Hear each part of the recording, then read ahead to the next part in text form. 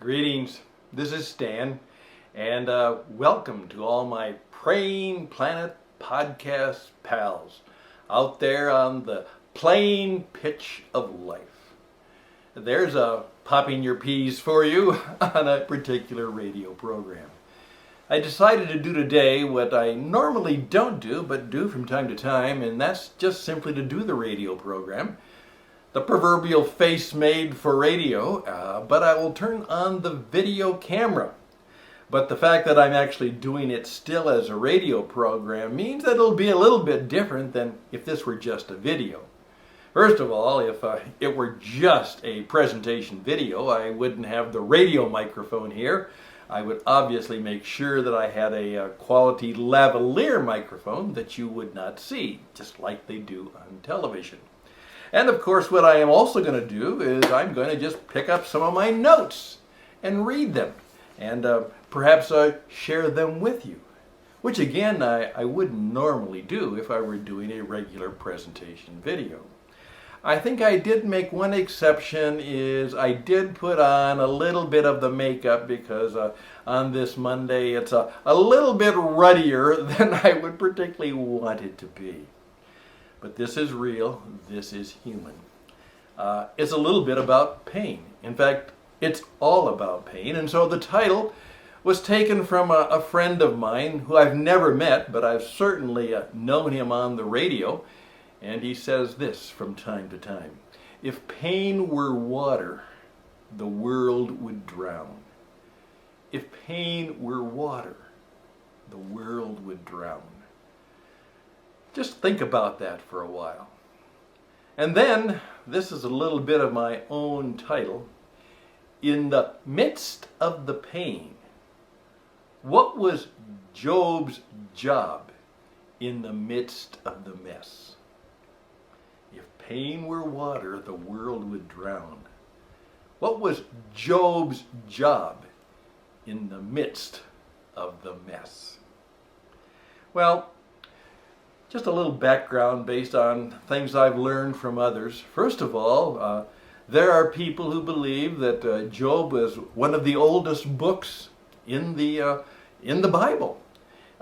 And we're not even sure who wrote it. There's speculation, but it doesn't seem that we know who the author might have been and where it really came from. Where is it dated in all of the chronology of all the things? And it's even more than that. It's been said to be, by people who are not necessarily in tune with those of us of faith, that it is truly one of the most significant pieces of literature, philosophy, just a description of the world as we know it, beyond anything that we might have seen. An agnostic friend passed on something that he said in all fairness. He said, no, I'm agnostic. I don't really believe in God. But having read the book of Job, I understand that there must be something there, because such a work of art and life and beauty and faith and story, I'm not so sure any normal human being could have put that thing together as the book of Job. Well, the wisdom of Job, and now I'm going to go back to a mentor of mine, and I'm so fortunate in today's world that I have many mentors who I've never met, may never meet them. But because of radio and television and podcasting and things like we're doing, I'm able to learn from people all over the world that I've never met.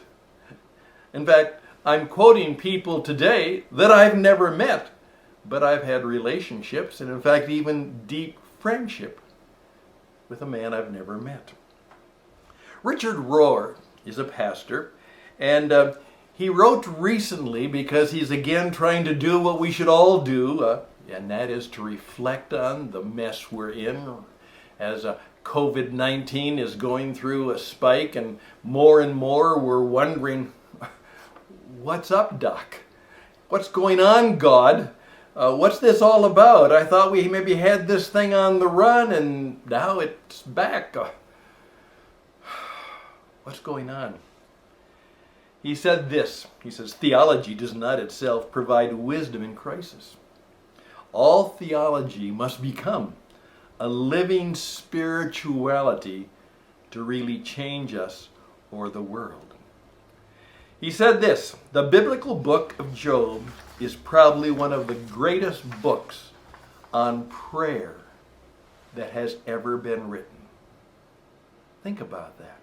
Those of us who are concerned and committed to turning this world into a people of praying, planet people. Greatest book on prayer that has ever been written. It breaks our stereotypes of what it means to communicate with God.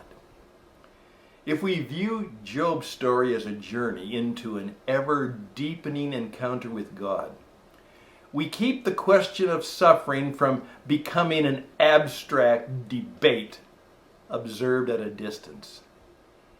It is a text that only fully makes sense to those who felt suffering, been up against the wall, at a place where, frankly, God doesn't make sense anymore, and we no longer believe God has a plan. Have you ever felt that way? Thought that way? I have. Job loses his livelihood, his savings, his family, and his health. His practical religious friends appear as self-appointed messengers to speak to Job what they are sure is God's answer to Job's suffering. And of course they offer the glib, pious platitudes of stereotypical clergy. And I guess he can say that because he is a clergyman. What they do is to try to take away the mystery, but they cannot solve the problem. God says you cannot solve the problem of suffering. You can only live in the mystery. The only response to God's faithfulness is to be faithful to ourselves. Yeah. Most of the things Job says to God in his pain are not what Christians have been trained to say to God. The pretty words are mostly gone. There's no swirly talk, as somebody put it, that Christians so love to put in their prayers. Instead, Job dares to confront God. The very thing many of us were trained never to do. In fact, we called it blasphemy. During Job's crisis, he yells at God, accuses God of all kinds of things, speaks sarcastically, and almost makes fun of God. You know, what is this all about? Now do we dare go where angels fear to tread? Here we have a man, a good man, a godly man. And he's been richly rewarded for his rightness. All of those things we talk about. And then, guess what Job might have said if he had known maybe the first part of the story, that this seems to be a very ungodly thing where kind of God and the devil have made a bet. And he's the object of the betting contest. That's a little hard to deal with, isn't it? How do we deal with that mystery? Well, ultimately Job's story reveals that God cannot really be known through theology and law.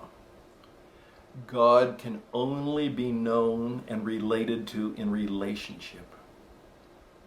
We can only really know God by loving God, trusting God, and placing our hope in God.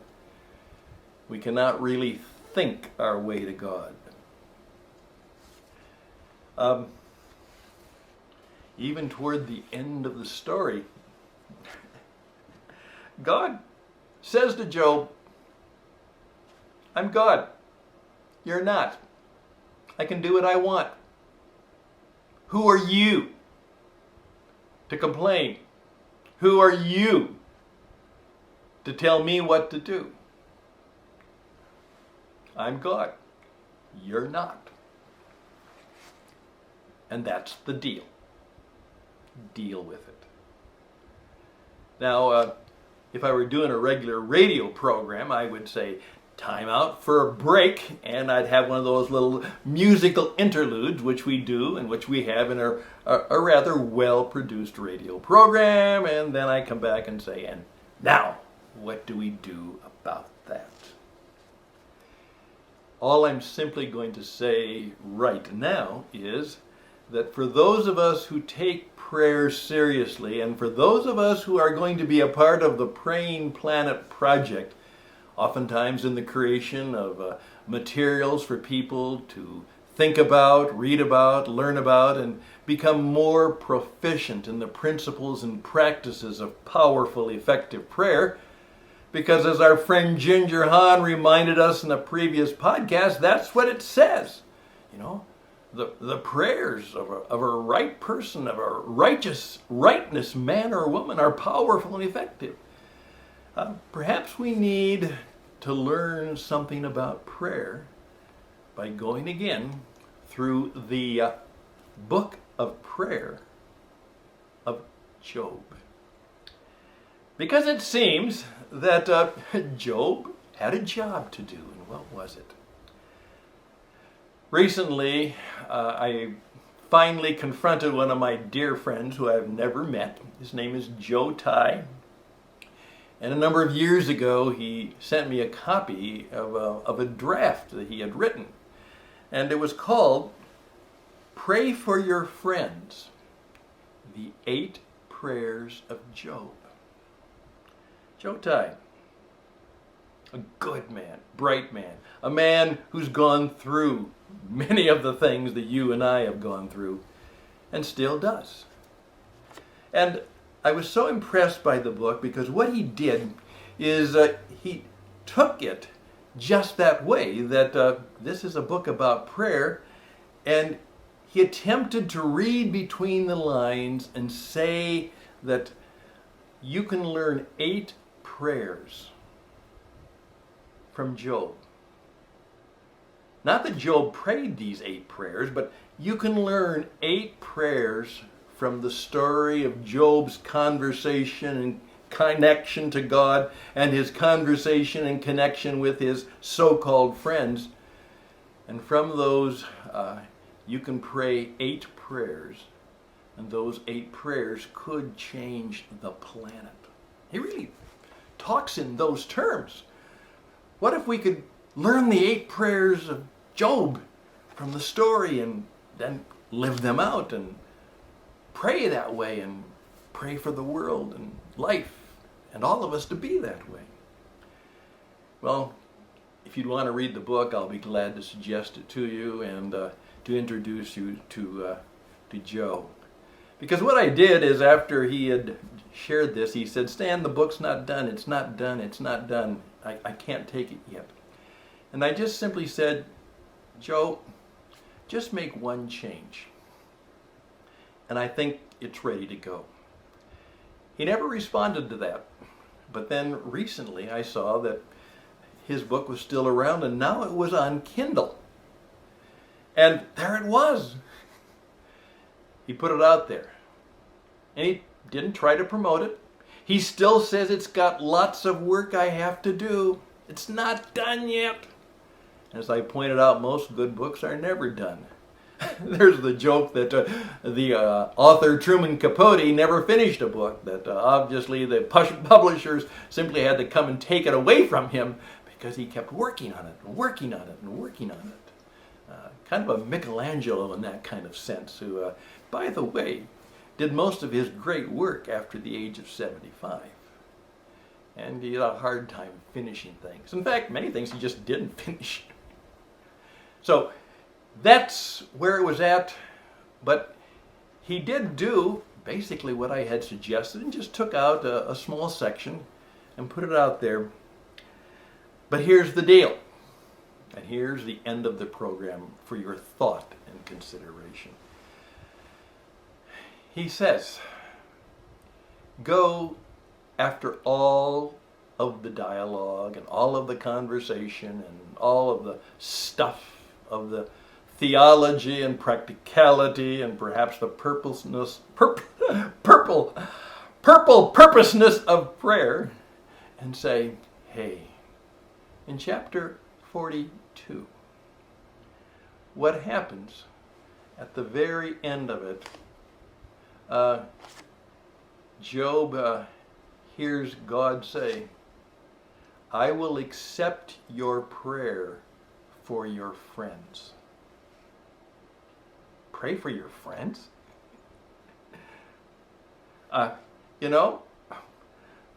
Pray for these friends? How about praying for myself? I'm the one who's in trouble. And God says, I will accept the prayer for your friends. And then in 42:10, Job prayed for his friends, and it was accepted, and his fortune returned. That's the story. Could it be that part of the message, and maybe the message for all of us, is start right there? We're so used to praying to God with open hands for us. And maybe what God would like us to do is pray for open hands as we give to others. Pray for your friends, Job. And the story ends shortly after. In chapter 42 and after verse 10, Job prayed for his friends. And the good times, the fortune, was restored to him. And he lived a mere 140 more years. Kind of a happily ever after story after all, isn't it? Well, I would encourage you, again, my good friend Richard Rohr introduces me to the idea of a powerful book on prayer. And another friend, Joe Tai, introduces me to this idea that I really haven't heard too much before. Learn the prayers of Job and begin right now to pray for your friends. And then, as my friend Joe would say, and while you're doing that, why don't you include just a few enemies in your prayers too? Pray for them. Pray for them. And then see what might happen. Not only for them, but for you. You see, God cares about you. God cares for you as if you were the most important person in the world. Because in His eyes and in His heart and in His will, you are. I'm Stan Houston. I have the opportunity from time to time to be the spokesperson for a number of things, including my own work with What It Takes Radio and the Christian Entrepreneur Network. But right now, on behalf of the wonderful new Going project, which we believe God has ordained, particularly for these perilous times, the Praying Planet Project.